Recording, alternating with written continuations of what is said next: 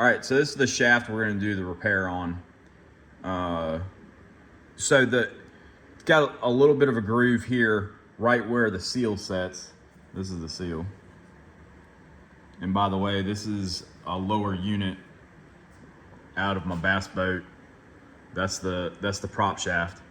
Okay, so a JB weld repair just to fill in that groove and give this seal something to ride on top of and actually seal.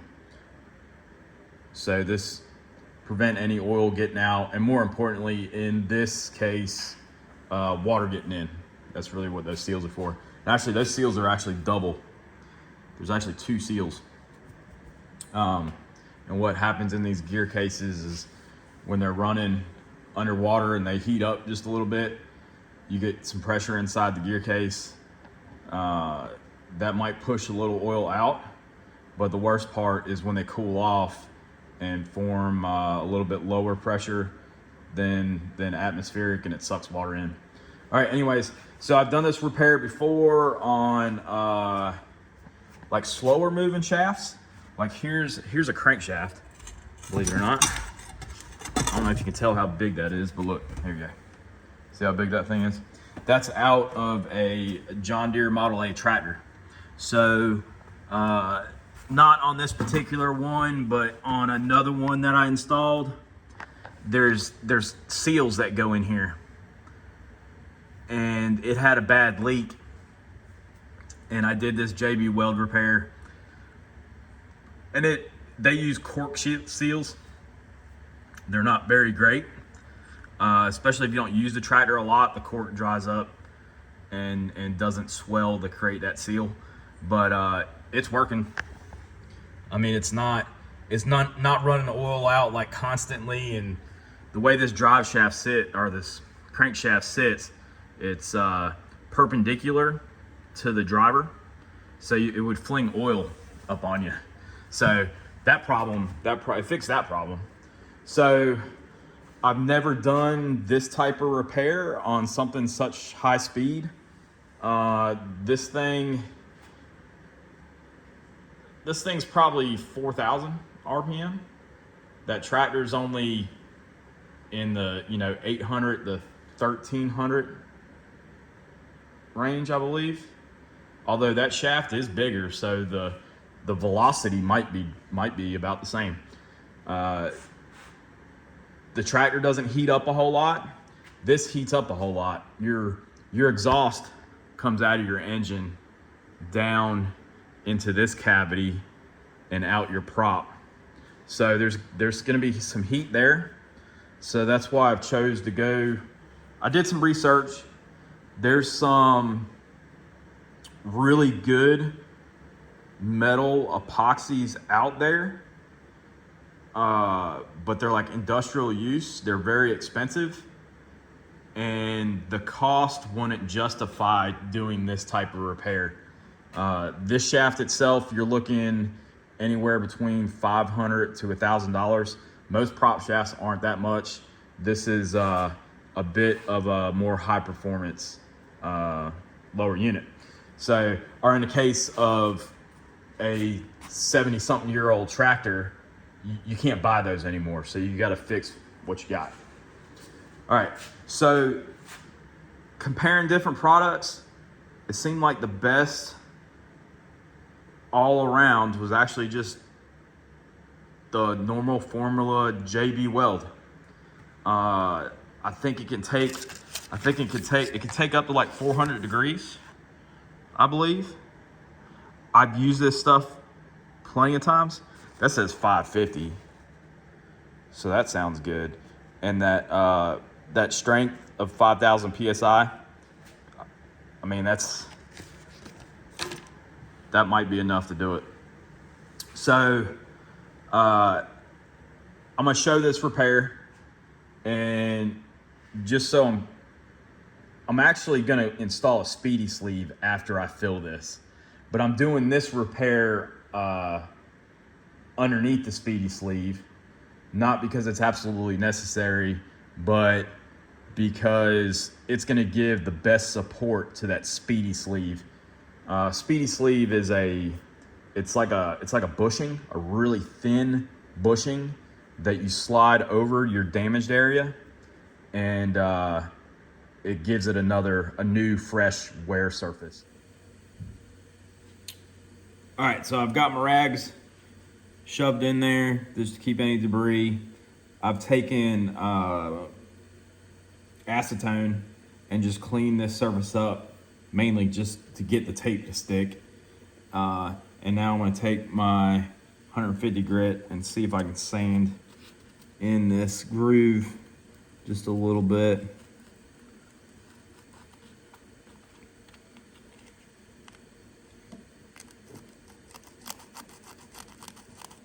I wanted to put the tape on there just to try to prevent any erroneous sanding marks on this spot.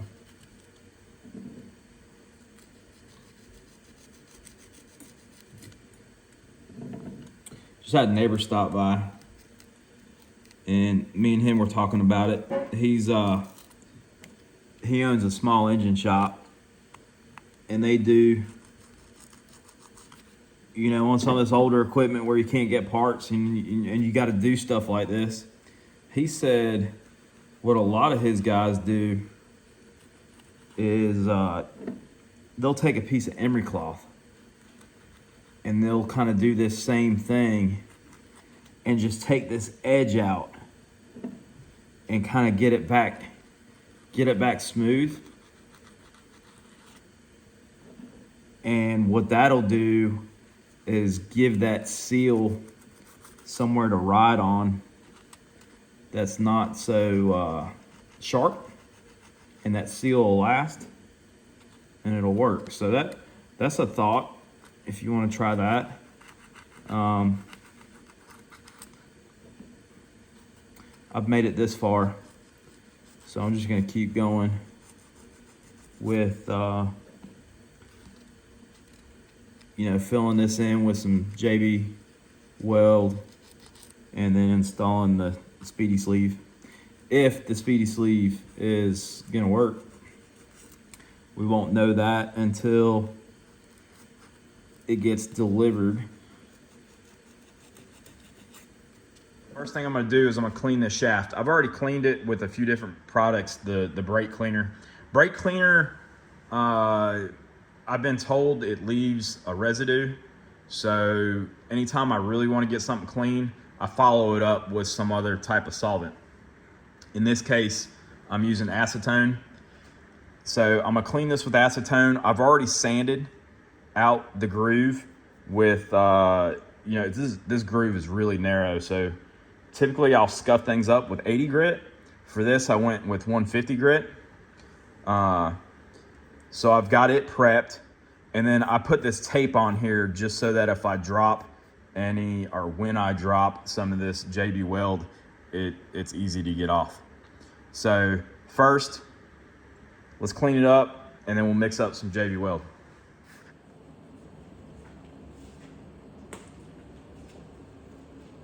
All right, we'll flush everything off with acetone and get the whole repair area here.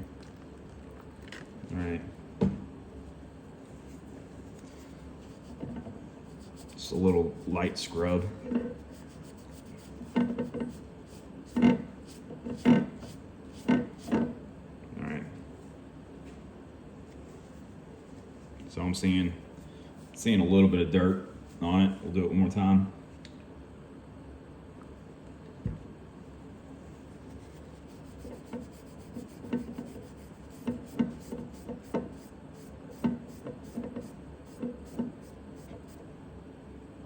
Still, well, it's really blue.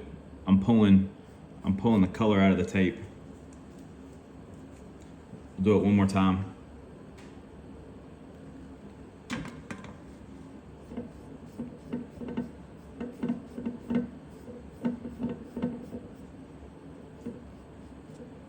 Yeah, that's clean. That's nothing but blue now. All right, put that to the side. All right. I'm gonna let that dry for a few minutes, then we'll mix our JB weld. I have a beer can, not because I'm drinking, but excuse me. This is how I mix my JB Weld. So I mix it right there.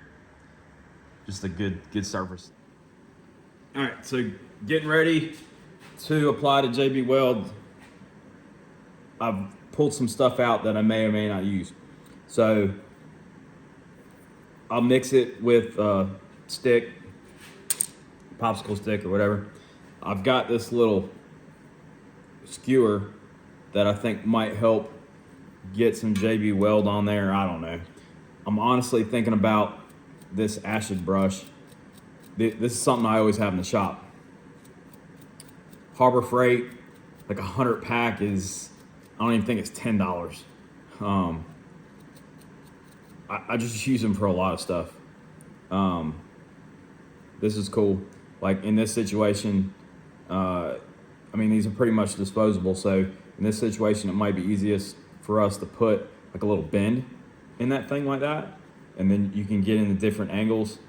If you go to cleaning stuff, you cut these bristles off short, and it makes the bristles really stiff, and you can really get into something and scrub it. So I love having these around. All right, and then the razor blade.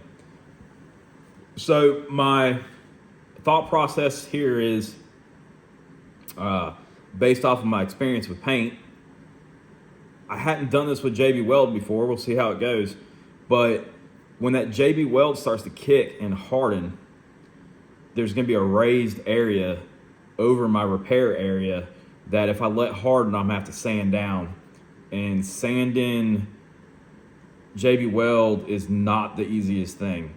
Or filing JB Weld is not the easiest thing. So what I'm going to do is I'm going to take that razor blade and I'm going to scratch across the top of that bead in order just to cut it down a little bit so I don't have to spend so much time with a file or emery cloth or anything else. All right, so that's why that's there. All right, so let's get started mixing this.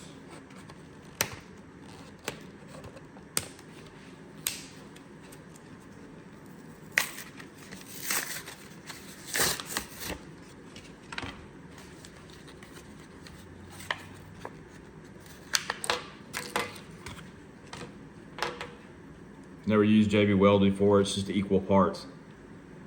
You can use the cap to puncture. So this is the hardener. It's not gonna take much. So to get equal parts, I just do a line. I'll give you a hint. Those caps don't have to be tight. If you put them on tight, them caps will crack and then your stuff will dry out. I've learned that the hard way because I've wasted a lot of this stuff. All right, so just equal lines is what we want.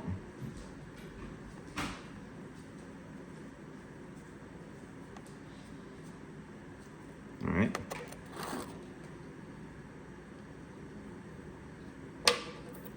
You can play with this ratio a little bit.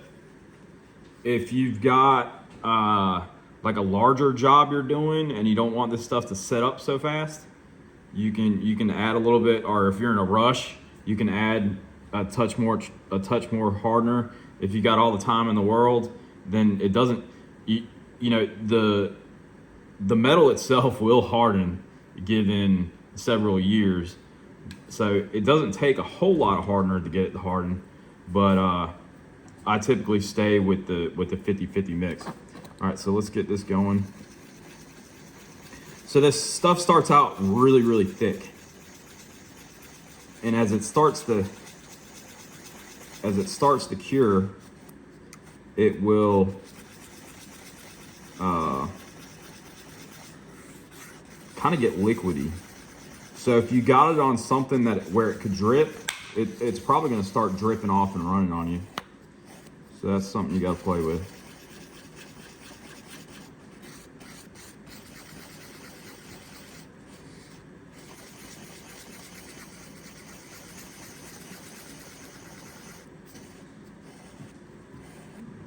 Just making sure it all turned gray.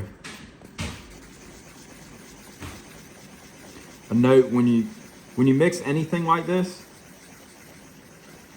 if you try to stay in these little swirls inside of the epoxy, it'll prevent air from getting in it. If you start doing this, you're doing nothing but mixing air. So I don't have a lot in here, so it's kind of hard to show you exactly how to do it, but yeah, that's pretty much all you want to mix, like when you're doing body filler work and stuff like that. All right, so you can see how it's already like softening up and getting liquidy. So this is ready to go on. So let me get. All right, here goes nothing.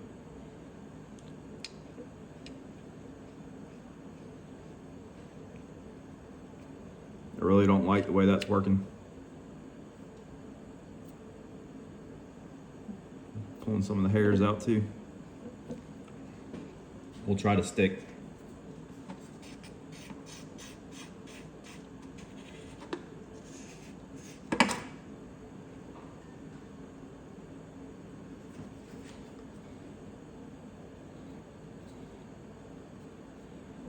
Yeah, I think I like that better. Trying to push it down into that groove.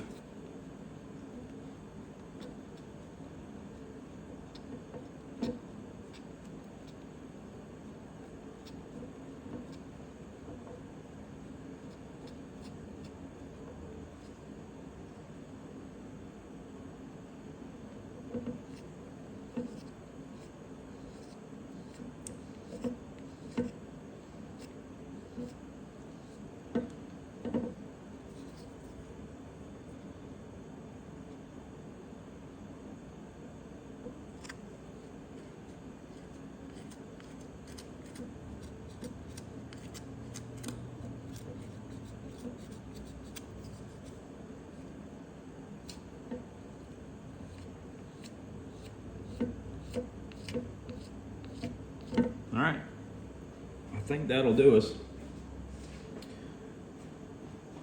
We'll let that harden up. What's it say? Sets in 4 to 6 hours, cures in 15 to 24. And it says allow 4 to 6 hours before handling and 15 hours minimum before putting the object back into use. So it's definitely gonna be more than 15 hours before we put it to use. But I'll let that start to harden, and then I'll take that razor blade and see if I can smooth it out a little bit more. Got to thinking about one thing. If I don't remove this tape now, I'm gonna have a hard time getting it off because of that edge. So what I'm gonna do is, while this is still tacking up, pull this tape, and then after it cures, I'll go back and reapply the tape just to keep any erroneous sanding and filing marks off the shaft. So I'll do that real quick and then reapply the tape later.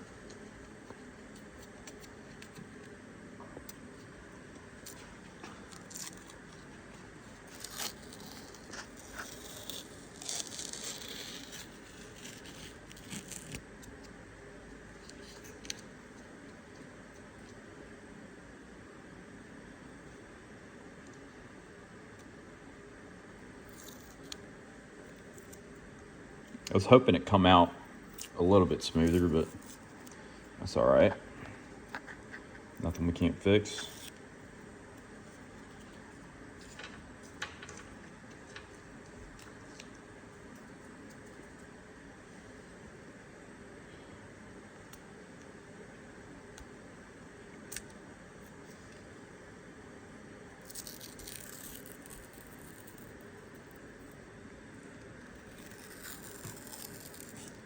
Try not to drag it through the work that I've already done.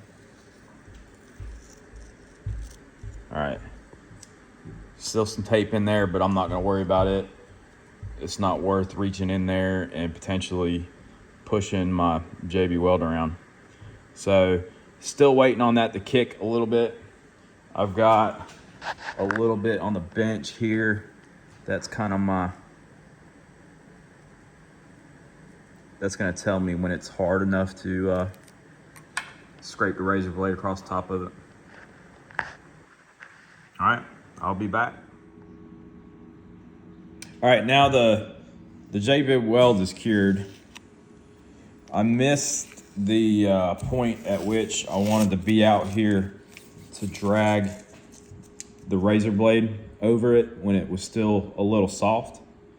But I think we're still gonna try it. So let me get this shaft cleaned, and we're just gonna put blue tape back on it. Again, I ripped that tape off because I wanted to not have that JB weld harden and make it impossible to get that tape off. Get that really clean. Give that a few seconds to dry.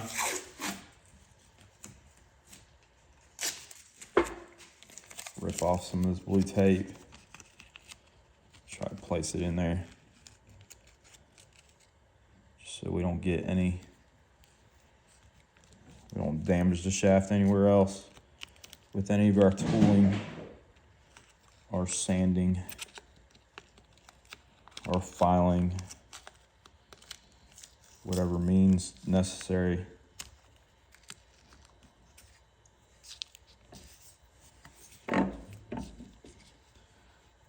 It's definitely nowhere as good as the first time I got it.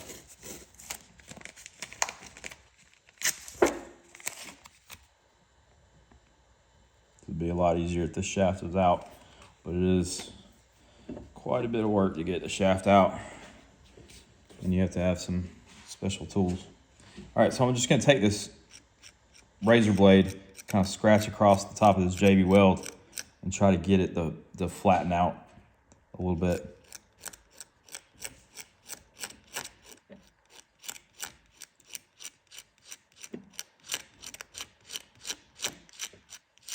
Yeah, so it's cutting it. I don't know if you can see that dust falling down. Let me get the light for you.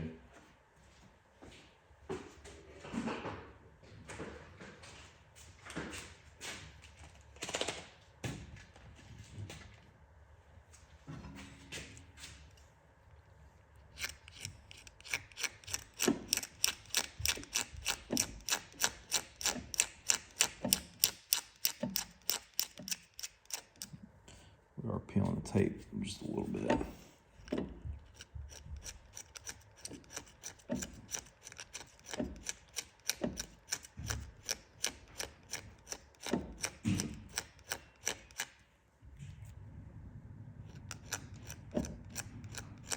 So it's taking some of the high spots off, which is what we want.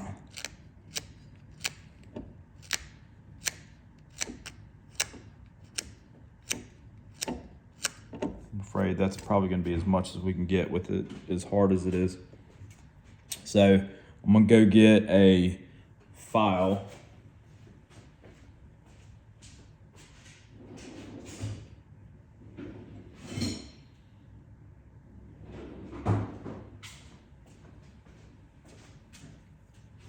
All right, this is just a really smooth file. We'll just work our way around the shaft.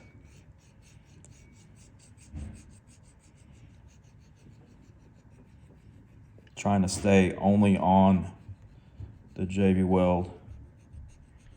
You'll see where you're hitting is changing color.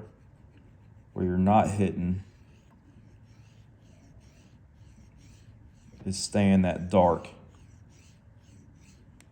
So once we get it completely flat, I'm gonna stop.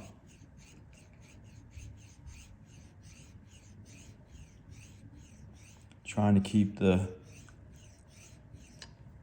file kind of rolling around. not just going straight across.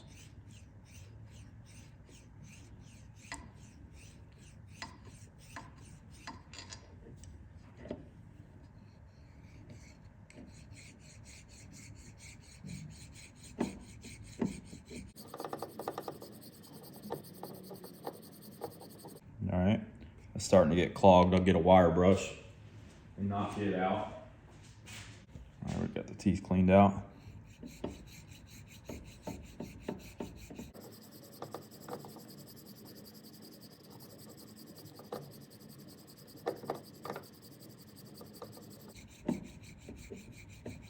Definitely got some high spots right there.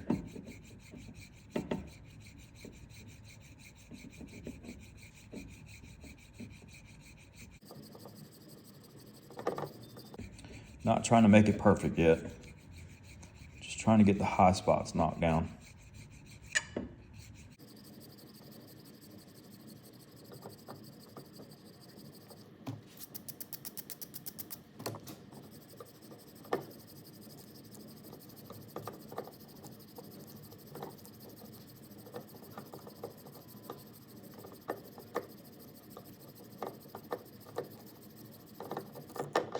About halfway around.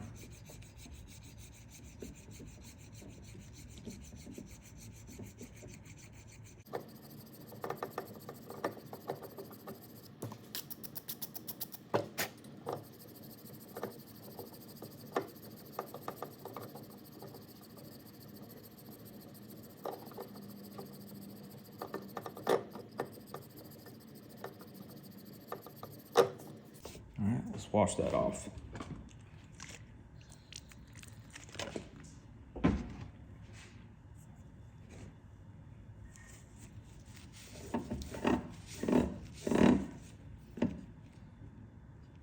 It's getting closer.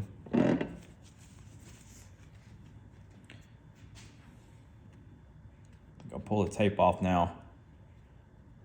We'll start with some really fine grit sandpaper, some wet dry stuff, and we'll try to feather that out so you can't feel it. You only see it.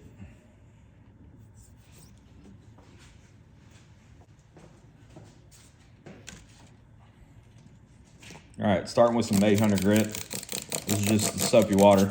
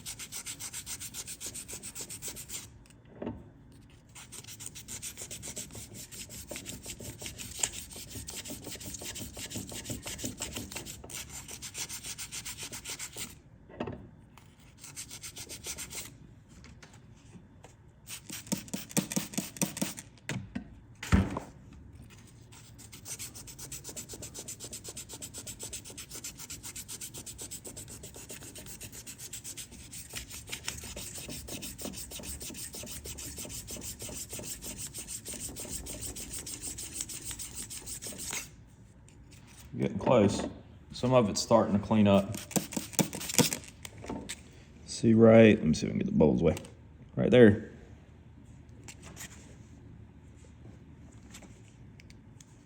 Yeah, right there. Getting close.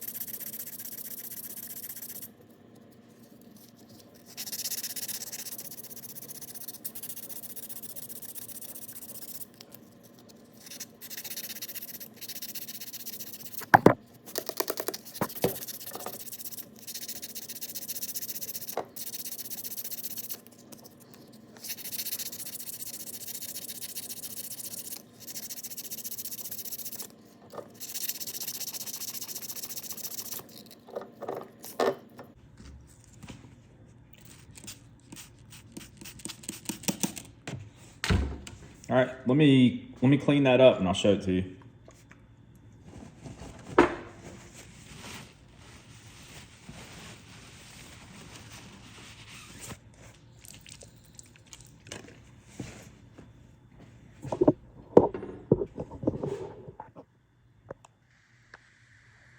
All right, so what I've done is just barely gotten to it till the edges kind of look like almost like clouds, where they have really soft edges. That was with the 800 grit. Now we're gonna go to the 1200 grit.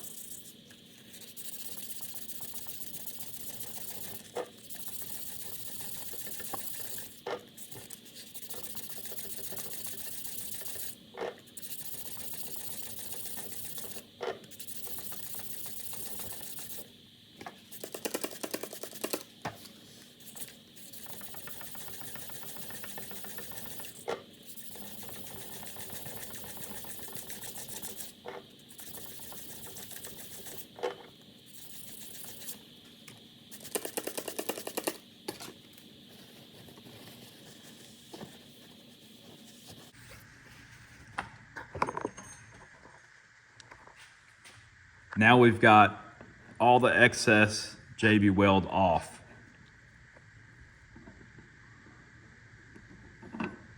Maybe just a little bit more right there.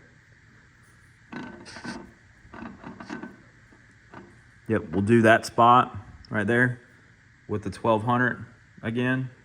And then we're gonna jump up to a 1500, a 2000, and a 3000.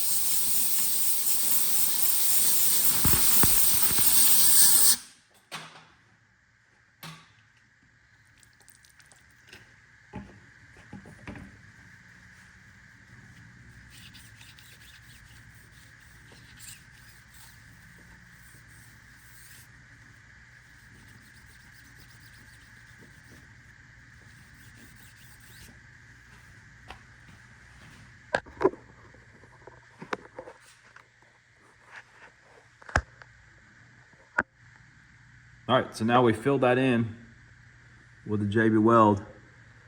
You can't even feel it. You're not hanging your fingernail in it. I can just barely feel that one, but you can't feel that one at all. It's smooth. So I think that would be a repair that would last a little while. And if I didn't have access to these speedy sleeves, then I'd probably run it. And I think it would be just fine. So I'm not gonna stop here. I'm gonna install speedy sleeves.